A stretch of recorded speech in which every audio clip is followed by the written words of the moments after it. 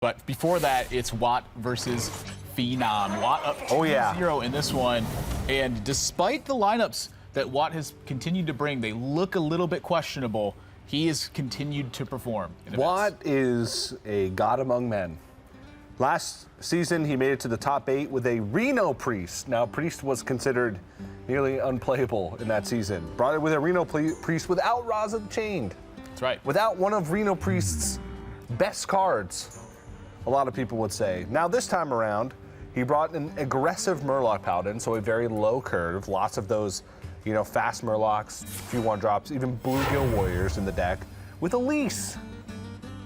He's got some strange choices, there's no question about that, but it is a bit tough to argue with some of his results. You know, he was in all the playoffs in 2016. He came in first place in Copa America, the spring major. He was top 8 of Winters of this year.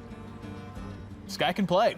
He's got some results to back it up, and right now he's currently 2-0 in matches and also 2-0 in games in this match, looking to move his score up to 3-0 on the day, which would put him in a great position moving into the second half of day number 1 to try and make it to his second top 8 in a row. Yeah, one of Colombia's best for sure. And Fenom's got his work cut out for him in this matchup. This is typically a matchup where he's looking for taking the board and keeping it. And one of the critical cards that's missing from this opener for Fenom is the 2 copies of Hungry Crab that he has in his Hunter deck. Hunter, of course, being a very beast-centric deck. The 1/2 beast body for 1 mana, not that bad of a card in general, but in this matchup, it really shines being able to eat a Murloc and become Totem Golem sized in a matter of moments. Here, he's having to play off a more fair opener, and that's giving WoT the time to just really start dominating this board pressure. He wants to keep the board as clean as possible and make sure it's as difficult as it can be for Fenom to land a very valuable Houndmaster. More so than beasts, hunters love the board. So not only the Hungry Crab would be good just to, you know, eat these Murlocs, but it also would just swing the board in his favor. And right now, he's just missing those. It feels bad when you put a 2 of in your deck to specifically target this type of deck, and it never comes. But, I mean, Murloc Paladin's got game. And got game indeed. Gentle Megasaur, one of the big payoff cards that's included in these more aggressive Murloc Paladin builds. Not the greatest of options here for WoT. None of these buff his stats on board, and that's a tough one to miss because you're looking at +1/+1, the additional health that's available, the death rattle for 2 1/1 plants afterwards. There's a wealth of options that really increase the amount of stats he has. In this case, WoT's going to have to use some of his more fair choices. More fair choices. Great way to put it. +3 health can sometimes feel like a real uphill battle. Yeah, it's very unfair. Like the health is a hill, and you have to climb up them. You wouldn't think it's that much, but +9 health and a 5/4 body is pretty good. Makes sense to me. Poisonous to take. And interesting that WoT chose to trade this way. I think this is a bit of a mistake here from WoT. He could have used the 3/1 body and then kept around an additional minion in this scenario. So he's valuing keeping the board clear and perhaps pushing a little bit of damage over valuing a 1/1 body and a clear board from Fenom. That is a very weird position, I think, for WoT to take in this spot, because I think you just end up with a stronger board overall. Still got a pretty good board, though. This is going to trade over, but he's still going to have a nice trade over the Leok and minions on the board to back it up, so. Oh, Finja. That is possibly the best draw in WoT's deck right now. He's starting to gas out a little bit. I don't know, the Elise would have been pretty good here. He's starting to gas out a little bit, and this is the spot where Fenom can really take control of it. Operating on a single card, 2 single card basis, Hunter is a deck that can really perform, but when it falls behind on the amount of gas it has and can't really get anything going, that's where things get really tough. And so Fenom setting up a board position where Finja doesn't have a spectacular trade-in immediately, it's about the best situation he's going to get, but with his remaining cards, I'm not sure he can ever keep this Finja from being a massive effect. Yeah. These jeweled macaws are going to have to pick up some Hungry Crabs. And then he's going to have to get Finja out of stealth somehow. Flare. Yeah, well, that's not in his deck, so that's a tall order. No deadly shots either. He actually has no strong way to interact with Finja. while it's stealthed.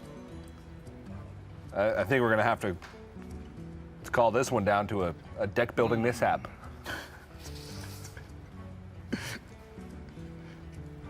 That's exactly what I would call it. No way to interact with stealth minions. Back to the drawing board. Deadly Shot could have done it as well. Move quickly. Could have. Fenom had been a fairly storied player himself, though. He took 5th at the Onog Major at South by Southwest, and he was top 16 of PAC South this year as well. And he's also one of the engineers for Vicious Syndicate, who makes meta reports on ladder statistics, what decks players have been performing the best with, and how those matchups interact with one another. Very in tune with the Hearthstone competitive community. He's hip and with it. Well, so is the Finja in this one. I don't know how Fenom really climbs out of this one effectively. Nah. At some point, he's going to have to play a minion, and I guess what he's looking for is to make a giant taunt minion so he can keep Finja from actually pushing through, and then maybe stabilize some damage back behind that. But this is his only chance to do it, is this game right here. He has to win this game or he's falling to 2-1. Hoping for the Streetwise Investigator off the top. But it looks like that's not going to be an option. Eventually, he's going to have to give up some Murlocs to that Finja. Now, granted, Finja, this isn't like Aggro Druid or the Water Rogue or Warrior that we saw in Winter. Finja can pull out some not-so-great Murlocs. It's definitely true. With 2 Aldor Peacekeepers, another Gentle Megasaur. Man. True Silver already equipped. This is looking fantastic for WoT right now. Pretty easy attack with the True Silver Champion. Keep the Finja as healthy as possible. Pulling out 2 Murlocs and buffing them up. He's going to be able to get a 3rd Murloc on the board with his hero power. And that's about as good as it gets.